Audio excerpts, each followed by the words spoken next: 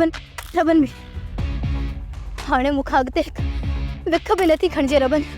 मेरा दुश्मन पोया है जेकर तो हिम्मत हारी ना तो पकड़जी पहुंचासी असा के अञा अगते हलण घुर्जे।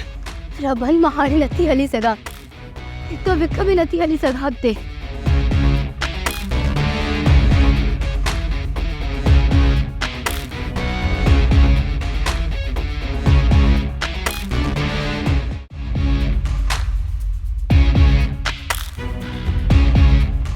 हाकम खान असां ईअं कॾहिं बि रबन खे पकड़े कोन सघंदासीं। इन करे मां चाहियां त तुंहिंजा ॿ हमरा जेके भॼन में सफ़ा तेज़ हुजनि पोइ पाण सां गॾु वठी रबन जे साम्हूं अचु बाक़ी असां ॿिया हुनजे पोयां अचूं। जॾहिं असां रबन खे विच में सोड़ो कंदासीं न पोइ असां हुन ते काबू पाए सघूं था। तूं सही थो चई कमाल खान। सरवर तूं हिन तरफ़ खां मुतलिब तूं हुन तरफ़ खां जेतिरो थी सघेव ओतिरो तेज़ डोड़ियो ऐं रबन खे पकड़ियो। जेको हुकुम बाबा साईं। सरवर तूं हिन तरफ़ खां अच मां हिन तरफ़ खां वञां। त पोइ ॾिठा छो आहियो? वञो हितां।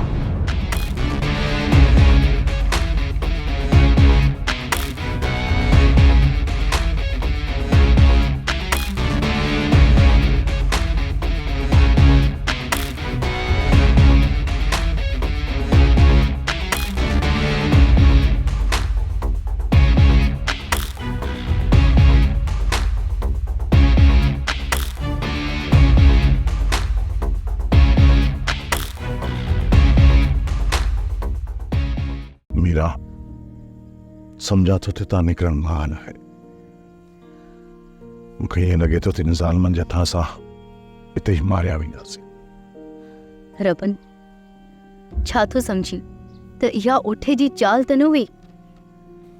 हाँ मीरा इन ओठे असांखे फसायो है। जेकॾहिं चाल न हुजे हा न त इहे सभु जा सभु असांजे पोयां न लॻनि हा ऐं न ई असांखे इन घेरे में फसाइनि। जॾहिं असां घेरे में हुआसीं तो ओठे फायर करे हुतां असांखे कढण जी कोशिश छो कई? ओठे इन करे फायरिंग कई त जीअं जवाब में हो भी फायरिंग कनि त जीअं असां उते जो उते ई मारिया वञूं। पोइ त हू असांखे मारे सघनि पिया, पोइ वञण जी वाट छो ॾिनऊं? हू असांखे फ़ैसिले खां पहिरियां न था मारे सघनि। जेकॾहिं हू असांखे अॻु में मारे था विझनि न ऐं इहा ख़बर वञे गफ़ार खान खे पए थी त पोइ हू बि सम्झनि था त पोइ इहे ॻाल्हियूं ई कोन थींदियूं। रबन हाणे हलण जी कोशिश कर। हा मीरा असां साह खणी चुका आहियूं। हाणे असांखे अॻिते हलणो हुजे। जेकॾहिं घणो वक़्तु हिते वेठा रहियासीं त पोइ इन कमाल खान हाकिम वारनि खां परते वञी कोन सघंदासीं ऐं उहे असांखे ॻोल्हींदा ॻोल्हींदा अची असांजे मथां बीहंदा।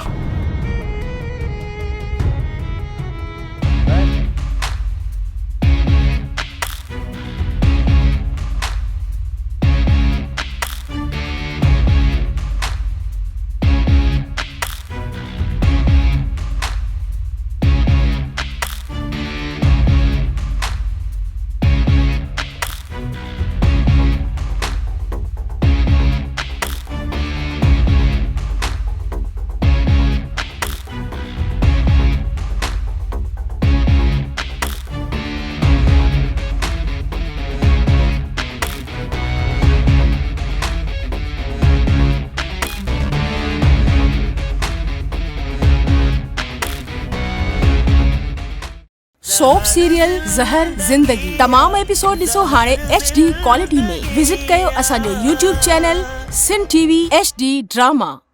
सब्सक्राइब कयो असांजो official YouTube channel SindhTVHD drama ऐं वधीक अपडेट लाइ बेल आइकन खे क्लिक करियो।